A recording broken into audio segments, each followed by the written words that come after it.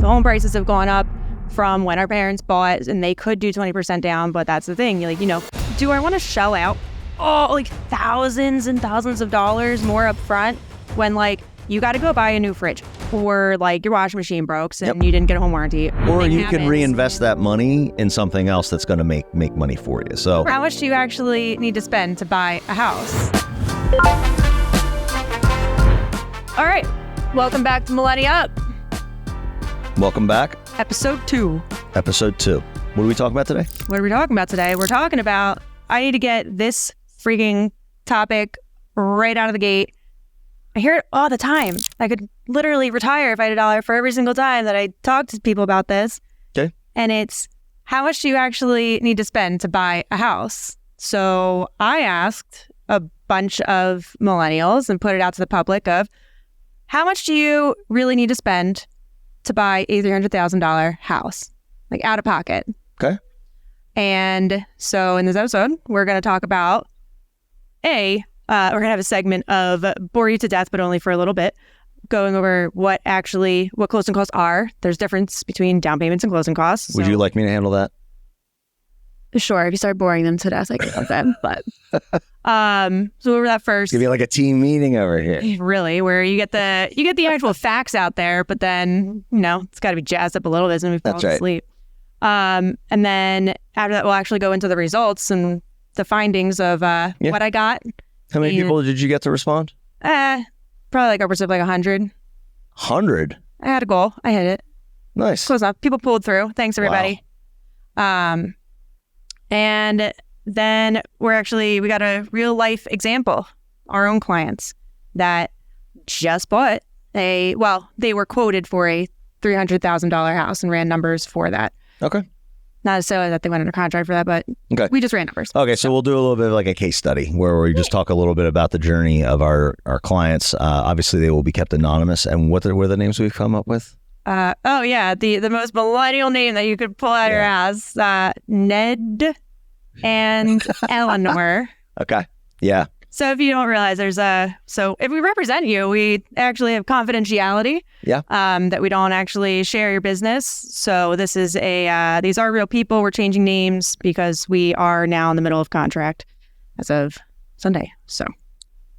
That's right.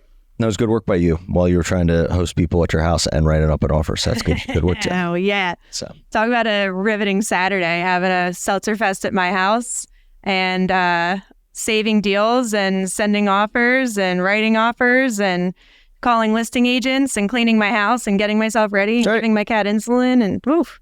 Nice. We do it all. All right. So let's talk a little bit. Let's get to the boring part first. Well, I'll ask you the question that people ask me. So Seth. Yeah. Yes, Jen. The cash that I need to buy a house, it's just the down payment, right? In fact, it's not just the down payment, Jen. What? No. So the way I explain it to all you guys on the team and I explain it to my clients is pretty simple. I would actually hope that everybody on the team knows the difference if we got licensed. No, they know the difference, but being able to explain it is a different thing. There we go. Because we know that we've already cited a couple times, this can get very boring. Yeah. Very quickly. Can get stale. It's also too when we're in this every day and we see it every day and this is our life, it's one of those things that is just an obvious to us, but not to the average person. Sure. It's I know when I say down payment, when I say closing costs, obviously I know what that means, but I do tend to forget that that's not spelled out for just Jones. So everybody take a nice chug of coffee or your energy drink for the next 30 to 45 seconds. Yeah. And I'm going to talk about what the difference is between closing costs and down payment. Down payment is essentially the percentage of money that you will be putting towards the purchase of the house, meaning 5% down, 10% down, 20% down of the purchase price. The closing costs are all the fees associated with the actual real estate transaction itself. So that's your taxes, your transfer, your title, mortgage fees, appraisal, that type of stuff. So there's two kind of buckets. Like a 10% down on a $300,000 house is not just $30,000. There are extra fees, and those are called closing costs. How did I do? Pretty dang good. Okay.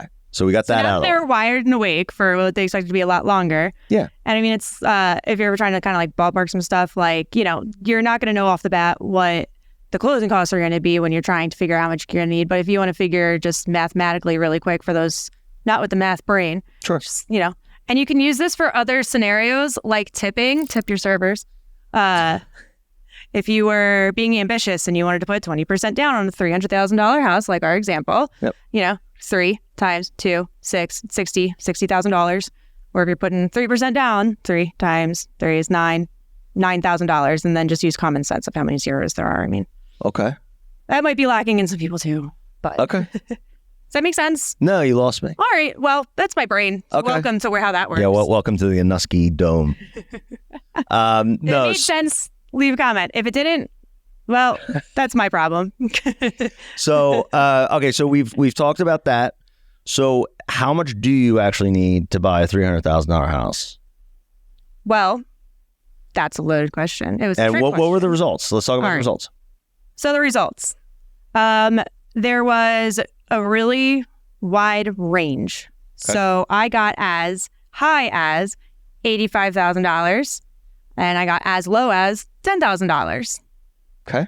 So that's what I really kind of want to talk about. And then, you know, sprinkle in the middle, it was pretty all over the place. Okay. There's kind of like a one, you know, the 50,000, or actually, no, I'd say the most common response, and there wasn't like a lot of like similarities, but I'd say probably the most common was anywhere from like 60,000 to 30,000 was pretty much like I could say is like an average range of what I got back. Okay. But everybody pretty much gave like one hard number. There's only maybe 2 tops 3 that said like, you could, but I know it could be different. Okay. Or else kind of gave like a hard number, but I really want to talk about that range. The 30 to 60? Well, the 30-60, and that it really did kind of end up all over the map. Yeah, I mean, there's actually no right or wrong answer, except for 10. Can't buy it. Sorry. Yeah, you can't buy a $300,000 house with only $10,000. We're not here to disappoint people, but it's close though. It's close though. I mean, I think you can still do like a $15,000, with a 0% down. You can still do, wouldn't like a USDA like a 0% down? Yeah. You still have like $15,000 to $17,000. So the key here, though, guys, is that it is not a 20% rule. And that's what one of the biggest reasons I want to do this episode is because I had heard that so many times. And I was like I just said about how, you know, we do this every day. And like, obviously we see loans all the time, different like programs, whatever. And I've gotten a lot of people who are like confused and shocked to hear that like this, honestly, the standard these days is really like 3 to 5%. And honestly, 5 seems to be freaking splurging at this point.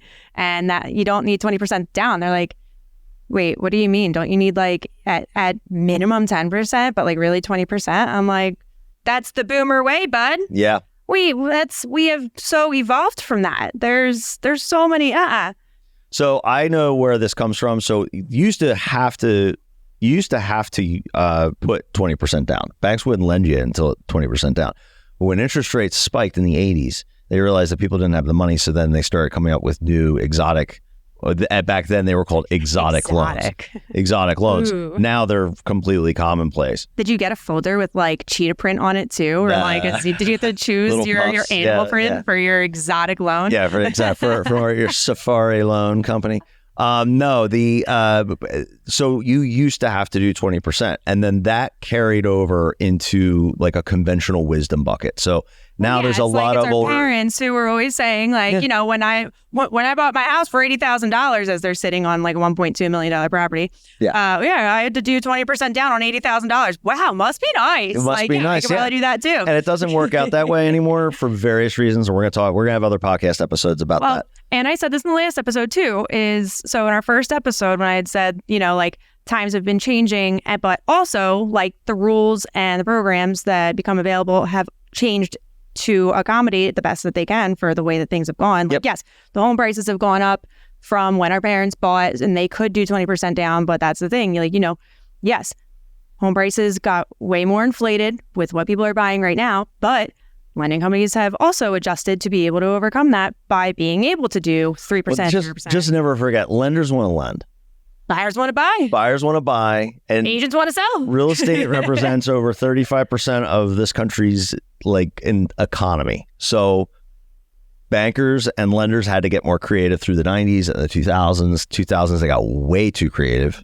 Then the government had come in and pull the reins back, but they did not take away the 3, 5, 10% down option because people just don't have 20% down. And I would argue that putting 20% down on your house, if you can do it, great, but you don't really need to do it. Well, because think of how many other things you can do with that money and what it actually does to your payment. It's like, I look at it, it might change it by a couple $100, which is like, cool. When you think of it's not going to change it by thousands of dollars though, by putting that. Right. And it's like, do I want to shell out thousands and thousands of dollars more up front when you got to go buy a new fridge or your washing machine broke and you didn't get a home warranty or something or you happens. Can reinvest that money in something else that's going to make money for you. So, you put, you have $100,000 and you put $40,000 into buying a house and you still have $60,000. Yeah, maybe you buy that refrigerator, you put new floors in, but then the rest of it you give to a financial planner or you pay down your student loan debt or your credit cards or something like that. I think you perk people up with pay off my student loan debt.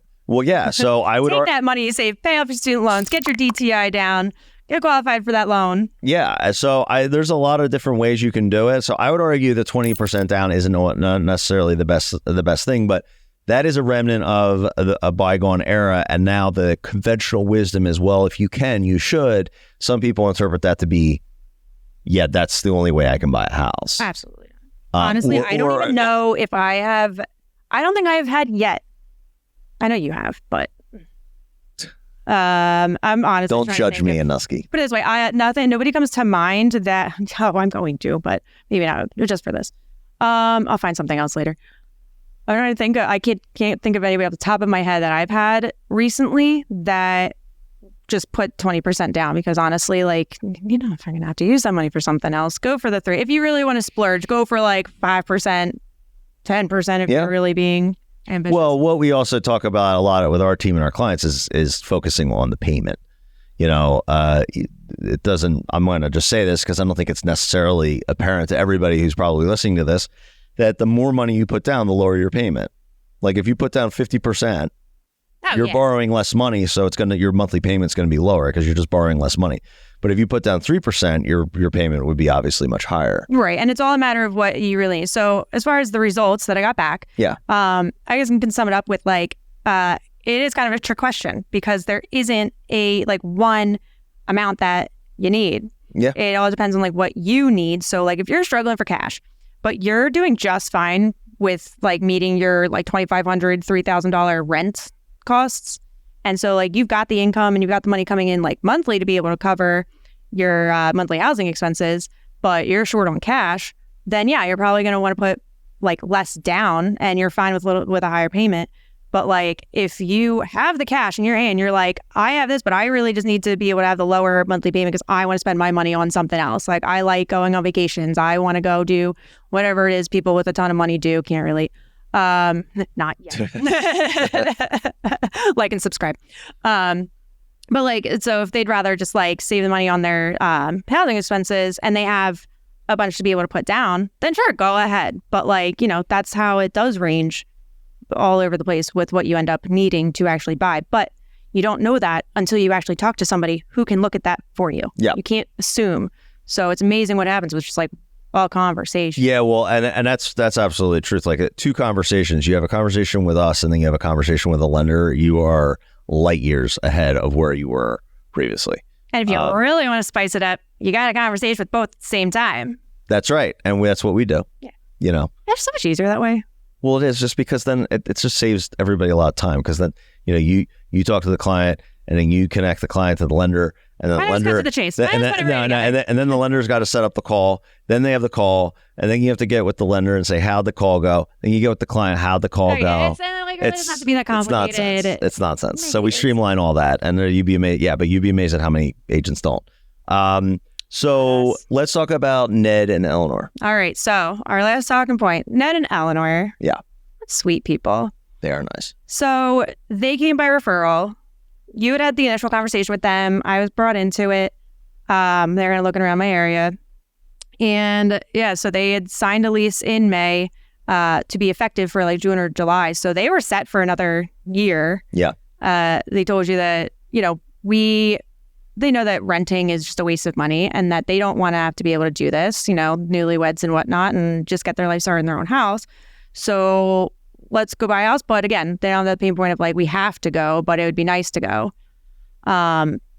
They said something to you about like, they said they were looking to do next year, but they were saying we're in no rush. So it's very common. You have a very defensive position from like, we're not looking to be sold. You know, basically when they say we don't want to do anything for a year to 12 to 18 months, it's a defensive posture that a lot of people take because they're like, we don't want to be sold. Like we want to we're collecting information right now. Yeah, you said something about like that they said something about where they're currently living that you're like, they went out. They have a dog and they mention their neighbors a couple times. I don't think, and you just get the impression when you talk to people, like they're just not generally happy where they are. Okay. So first of all, well, yeah, because listen, if somebody tells me that if they got upstairs neighbors and they're renting, but they say that they are like good till next year, no, the fuck they're not. I lived in an apartment. I had upstairs neighbors. Yeah. My God, I could have an entire freaking episode about my stupid. I gotta watch how much I'm cursing on this episode. Yeah, maybe. You're obviously very passionate about Jen. Oh my God, these people. Okay, well then, no, because listen, I had these upstairs neighbors.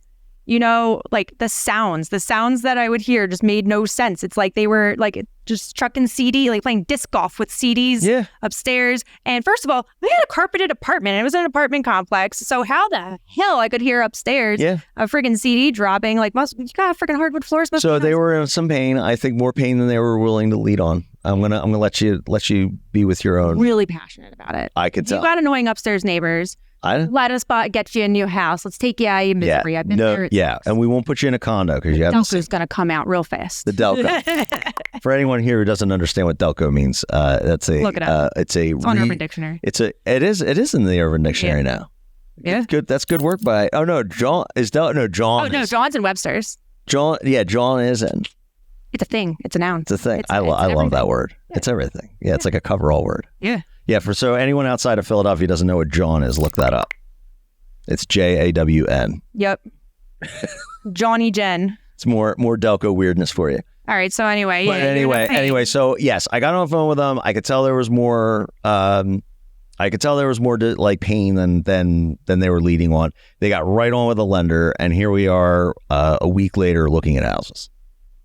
And you showed them houses, right? You did a virtual tour with them? I was out looking at houses with them. Yeah. I showed houses. I showed them the one in Pottstown first. I was the first time I met them. Okay. With Jackson. Aren't we a team? We're a team, right? We are a team. Okay. No competition here. No competition. I did write the offer and talk to the listing agent. But I sold the parents on it, right? I didn't sell anybody, but it was good to have the parents there. These guys are only 24 years old, and there was a really nice guy, the father, who was very knowledgeable. And we actually love parents coming on showings, by the way. Yeah, because mostly. If they're going to have an opinion, we'd rather just have them there and we can talk to them instead of them lobbing grenades all over the place and not seeing the house. Like, we want them to see the house. So I talk to the team all the time about, like, I love having parents there because we know what we're doing. And if they can see that we know what we're doing, then we're 90% of where we are. And honestly, listen, I mean, I will be able to get a deal done on the live long day. I will be able to get offers accepted. I will thrive in this real estate market. Humble brag. But listen, I've never been a contractor. I have not been in construction. Yep. I know a base level. Yep. I'm continuously learning. Listen, your dad comes and he's got all this construction background. I'm not going to try to one up him. I say, abso-friggin-lutely. You know what? I've got my set of skills and so do you. By all means, absolutely. Hey, I'll even learn anything you have to teach. That's right. Well, I don't have that dynamic because I have a ton of construction experience, but I have to sometimes you built a whole friggin' golf course. I sometimes have to let the parents win, even when they're wrong.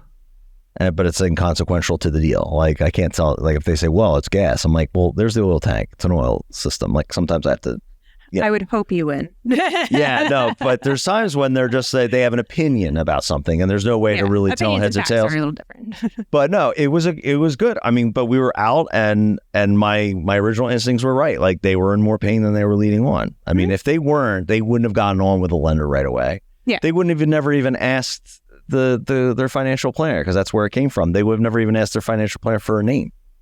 Yeah, and I mean, like, but they did, even though they had a year, they still did take the right approach as far as, like, we know that we're going to have to move in a year. We're going to want to move in a year. Yes. But I do want to get everything, like, set up and prepared and get, ready to be able to do it next year. Absolutely. So they did talk to the lender. They did get paired with us. And it's like, it just has to be really great that they were able to find something in their first 5 houses. And we are not going to try. We are not doing this podcast to sell or anything like that. But I cannot tell you how many people say, well, we're not in a rush, and they are out. They're under contract in no time. And because if they're talking to us, they're somewhat interested. And once they see that, like, just like this podcast talks about, where you don't need all this money. Oh, the numbers aren't as bad as I thought they were. You get the facts and you realize, like, I can do it. Or, it goes the other way and you, like, do the smart thing by getting all your homework done and checking on things. And then you find that you actually thought you were in a better place than you really are with your credit. And maybe the credit's like, okay, but if you did XYZ, then it'll put you in the next tier to be able to get better rates. You can start doing that, and the lender will straight just tell you, like, here's exactly what you need to do, what you need to pay off, and like, and how much strategically to be able to get you into this. And then, you might kind of push your timeline back by a few months, but you're going to be ready by the time you wanted to be ready. Does that make sense? Yeah. Okay. Yeah. Sometimes I don't. Yeah. Sometimes you ramble a little bit. Yeah. It's okay, though. Sometimes I ramble about, like, relevant information. Well, listen, sure. Let's skip to the end of this great story we have about Ned and Eleanor. We found them a house, showed them 5 houses. Well, I had the point to them too. Well, yes, and now we're under contract, and all should go well and smooth, and that's great. But also, what I want to bring up about Ned and Eleanor, and what inspired this question that I've asked the public was that, I'm like, as I'm going through, I was like, wait a second, I have their illustration, because we literally just had them get. Can you explain to everybody what an illustration is? It's like when your kids are in school and they, like, doodle a little picture. Come on, Jen. It's a real estate podcast. No, the illustration. So not every lender does this, I will say. So important to know. Not everybody does this. Find the right lender. We have one. He has really awesome software. He can literally just, like, plug in numbers. Yep. Show all the different options side by side, different loan options. And like we had talked about in, like right before this, about, do you need to spend more to pay less monthly or what have you? It'll show you what all the closing costs are and how it gets there. Mm-hmm. And you can choose whichever one you're most comfortable with. So you're not being told, like, well, here's your option. Suck it up and deal with it. That's what you got to do. I'll break this down a little bit simpler, Jen. An illustration. I'm so good at overcomplicating. I know, you're so good at overthinking and overcomplicating. An illustration, guys, is simply a sheet of paper that shows you what you will owe given how much money you put down and the taxes and everything. That's just going to illustrate what you actually will pay at settlement. It's an estimate, but it's usually can be pretty close, within like $100 a month. Usually try to overestimate versus under. And Yeah. So, but you looked at their illustration and you realize, oh, I just asked a question on Instagram that we actually have a person right here, Ned and Eleanor. Yeah, and I mean, I knew I was going to put together the buyer's estimated cost sheet, right? And I'm like, it's already done. It's already done. I love that. It saves me another step. I already knew I was going to have to do it, but now I didn't have to do it because I already had it. That's right. Yeah. So it was really great. They ended up finding one that worked best for them, they were comfortable with, and they were already comfortable with their course. And like theirs is not going to be the same as somebody else's, Yeah. So I think that the way that we want to leave this is that, and we're going to talk a lot about this on this podcast, is dispelling a lot of these myths. This was one that was near and dear to Jen's heart. Well, because I had the conversation so many times. I know. Maybe I still will, but at least I can say, here, watch this. Because I think you generally work with people who are probably not as cash flush as the people I work with. And that just comes with experience. I'm not bragging about it, but I don't deal with as many people who are. I don't deal with as many Ned and Eleanors as probably you do. I do have Ned and Eleanors come to me every once in a while, and that's why I hand them off to Jennifer and Husky and some other people on the team. But it's a very common thing where people think that they need to do a certain thing when it comes to real estate, and that is just not the case. Yeah. So that pretty much sums it up. There was something else you wanted more feedback. So let's see if anyone here is listening to this, send us on Instagram, and our information's at the end of this podcast. Send us a property that you like, and we will send you. We know you're on Zillow. We know you're on Zillow. We know you're on Realtor.com. We know you're not trying to buy a house right now, but we know you're looking, and you're wondering. So send us a property, and we will run numbers for you and tell you what the monthly payment would be and how much money it would cost to acquire. Yeah. And we're not going to push you. But if you find out that, it's more possible, you got to go. You can finally see something might be possible someday. That is absolutely right. And I will leave you with that thought, is that the people that are smart in this industry are the ones who are having these conversations a year out, just like Ned and Eleanor. They thought it was 12 to 18 months, and they're going to be in a house in 30 days. And I bet you Ned and Eleanor did not rely on Zillow's mortgage calculator. They did not. Please don't. Because that's rigged. And ugh. It's nonsense. It tries to adjust it right off the bat by making you hopeful and think that it's like, it's only going to be this much to buy this house. Bitch, click on that thing. Because I did it one time. I was like, how did these people, somebody came to me like, because this $500,000 house is only going to be $2,600 a month. And I'm like, whoa, cool. Yeah. And I went to what they were looking at. I'm like, oh yeah, because the Zillow freaking calculator just chucked this up way up here, and they just manipulated to make it look pretty and shiny. Yeah, and it's the best people to consult as somebody who's local and understands this and does this every day, all day, not some Zillow algorithm developed in California. Didn't it work out so well though when they tried to be agents? Oh, we can talk about that another time. That's another topic entirely. That's like inside baseball. I don't know if our listeners would like hearing about that, but we can probably figure out an angle. But yeah, Zillow has been all over our asses for the last 10 years, and they just pulled out. They realized that the real estate agent is not replaceable, and I feel really great about it because I could have told them that 10 years ago, and they could have saved $450 million in investments. So, well. Sucks to suck. Yep. All right, guys. That's this episode. We'll catch you next time. Next one's going to be really fun, though. Yeah, what are we talking about?